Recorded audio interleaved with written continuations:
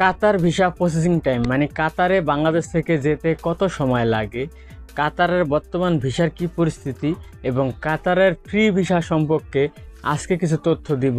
যে কাতার আপনি ফ্রি ভিসায় গেলে কি পরিস্থিতিতে পড়বেন বা কাদের কাতারে ফ্রি ভিসায় যাওয়া উচিত, কাদের উচিত না, সেই বিষয় নিয়েই আজকের আলোচনা। অবশ্যই সম্পূর্ণ ভিডিওটি মনোযোগ সহকারে দেখবেন। আসসালামু আলাইকুম, আমি মোহাম্মদ মেহেদি হাসান। যে যেখান থেকে আমার ভিডিওটি দেখছেন সবাইকে ওয়ার্ল্ড ওয়াইড চ্যানেলে স্বাগতম। তো ভাই ব্রাদার, আপনাদেরকে প্রথমে যে বিষয়টি জানাতে চাই যে কাতারের ভিসা সম্পর্কে। কাতারের ভিসা খোলা আছে, কাতারের ভিসা চালু আছে, হ্যাঁ এটা সত্যি কথা। তবে কাতার যেতে হলে অবশ্যই আপনাকে নিজস্ব কোনো লোকের মাধ্যমে যাওয়া উচিত। এই কথাটা কেন বললাম? এই কথাটা বলার একটা কারণ হচ্ছে কি, যারা ফ্রি ভিসা যাবেন তাদের অবশ্যই ওখানে ভাই বেড়াদার আত্মীয় স্বজন থাকা উচিত, যে আপনি ফ্রি ভিসাতে যাওয়ার পরে যাতে তারা আপনাকে যে কোনো একটি কাজ ম্যানেজ করে দিতে পারে।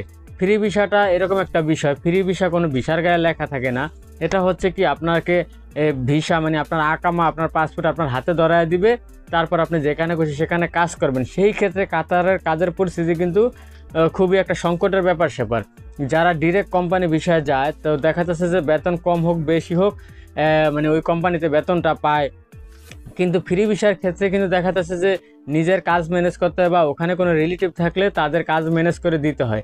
আবার অনেক ক্ষেত্রে দেখা যায় কাতারে কিন্তু ভুগিযোগী 420 হয়, যেটা 2 মাস 3 মাস কাজ করার পরও বেতন পায় না, বেতন দেয় না কোম্পানি, বা বেতন দেখা যায় একটা মানে কাতারিয়ানের সাথে কাজ করলো 2 মাস বেতন আটকায় রেখে তারপরে তারা বিদায় করে দিল, বেতন দেয় না। সেই ক্ষেত্রে একটি ভালো কোম্পানির মাধ্যমে যাতে আপনি কাজ করতে পারেন, এরকম একটি ভালো কোম্পানি যাতে লাগাই দিতে পারে সেরকম একটি মানে আপনার লোকের প্রয়োজন কাতারে।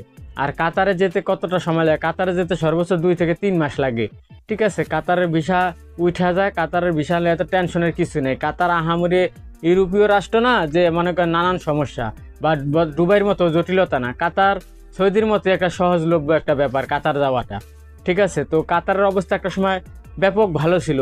এই কাতার যাইতে প্রচুর টাকা লাগতো একটা সময়, ঠিক আছে। কাতারের অনেক হাইপ ছিল। সেই কাতারের পরিস্থিতি এখন প্রচুর খারাপ। তার কারণ হচ্ছে কি, কাতারের কাজের পরিস্থিতি। কারণ কাতারের কাজের পরিস্থিতি বর্তমানে ভালো না। আর যদি আপনার কোনো পরিচিত আত্মীয় স্বজন রিলেটিভ কেউ না থাকে তাহলে কি করবেন? আপনি কাতার যাবেন চিন্তা ভাবনা করছেন, সেই ক্ষেত্রে আপনার অবশ্যই একটি ভালো এজেন্সির মাধ্যমে যেতে হবে, যারা বিগত দিনে লোক পাঠাতে সক্ষম ছিল বা বিগত দিনে কাতারে লোক পাঠাইছে, যাদের কথায় কাজ এক আছে, তাদের মাধ্যমে আপনি কাতার যেতে পারেন। সেটা আপনার জন্য বেটার হবে। কিন্তু 9-420 বক্কর কোনো মানুষের পাল্লায় পড়লে অবস্থা শেষ। অনেকে আপনাকে প্রলোভন দেখাতে পারে যে কাতারে গেলে আপনি 70-80 হাজার টাকা ইনকাম করতে পারবেন, ফ্রি ভিসায় গেলে কাজের অভাব নেই। সেটা কিন্তু সম্পূর্ণ একটি মিথ্যা কথা।